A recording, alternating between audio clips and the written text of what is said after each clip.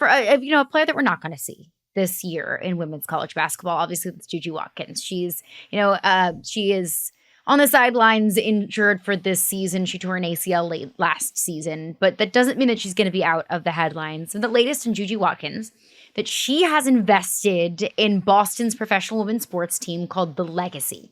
So Juju Watkins, with her investment into The Legacy, she became the first NCAA athlete to directly invest in a professional women's sports team. Cass, is that just the first of many to come? Are we going to see more and more athletes at the college level become investors? Quite possibly. When I saw this come out, the first thing I thought of was way back, if you can take your brain back to 2020, when Sue Bird and Megan Rapinoe had their little A Touch More video Instagram story thing, and Diana Taurasi was on for 4 hours. And in this treasure trove, I pulled up the quotes, and she said, everyone is like, do you want to be a coach? Do you want to be a GM? No, Taurasi said. I want to effing own it. Obviously, it's DT. She did not use effing. She used the word. Let it fly. She continued later on, where are the rich women? I'm so disappointed in the women that have a lot of money. Sometimes you invest in things that don't make money yet, but you want to make them better. Very, very quickly in the 5+ years since she was on that, we've seen a lot of women invest. And I think there's two things to be said about it. And this very much applies to Juju. First of all, you're seeing more women in sports make more money, right? Aaliyah Boston is also a part of this. You're seeing massive endorsement deals, and that's how athletes make the crux of their money. Women are becoming more rich by the year being in sports because of what is going on. And I think the second thing is when you have money, you can begin to invest and take a piece of things that matter to you or be involved in things that matter to you. Same thing we've always seen from men. And specifically in terms of this conversation, very rich athletes. Women are finally at that point. I think we probably will see this a little bit more, but maybe not as much, because I don't know, beyond the Jujus and the Caitlins and et cetera, how much other players are making to be able to make that type of investment. We see teams like Angel City FC in the NWSL.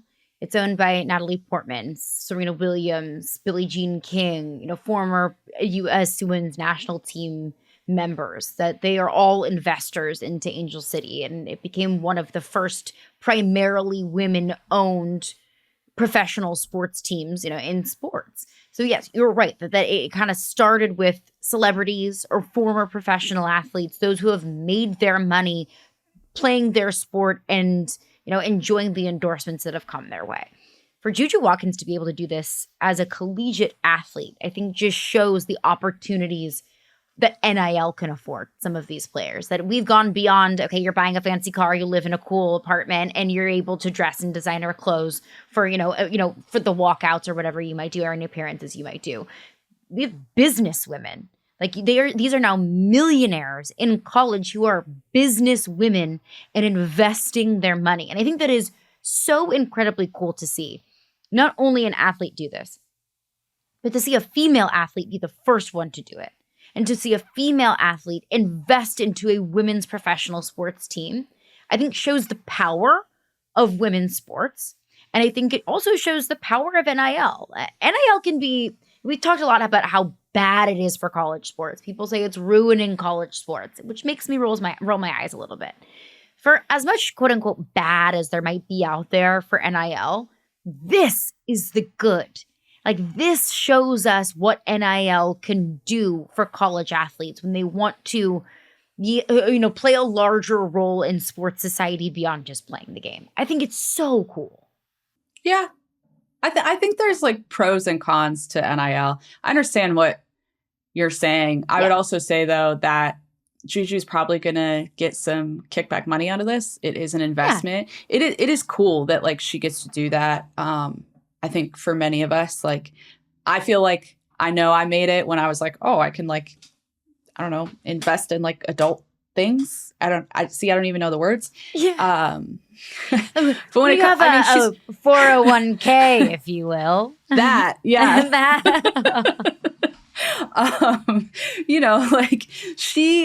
I think one of the big things is, and you probably mentioned this, like she's making an investment that she probably feels she's going to get something out of. And I think also probably to like encapsulate all of the points that we've made, women know that women's sports can be big business. They have always known this. We have always, you and I, ICE, everyone have always talked about how the games are being held back. And a female athlete doing this, knowing that she can help grow the business and then make money off the business like everyone else, like kudos to her. Yeah, you're an investor. You want to make money out of it.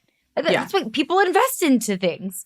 So good for Juju, and good for Juju for putting her money where her mouth is, where all of our mouths are, and saying invest into women's sports. Invest into women because it will be lucrative, because you will get something out of it. Juju isn't just, putting that messaging out there. She's doing it. She is actively putting her money where her mouth is, and I hope that she's the first of many. I hope that she kind of kickstarts or maybe blazes this trail of the future for not just investment into women's sports, but women investing into women's sports. I love this. I think it's awesome. Boston's a fantastic women's sports city too. So if you're in that area, if you can make it there, go check out a game. Go check out, any of the women's sports in your local community, because they're all freaking awesome. Shout out to Juju Watkins.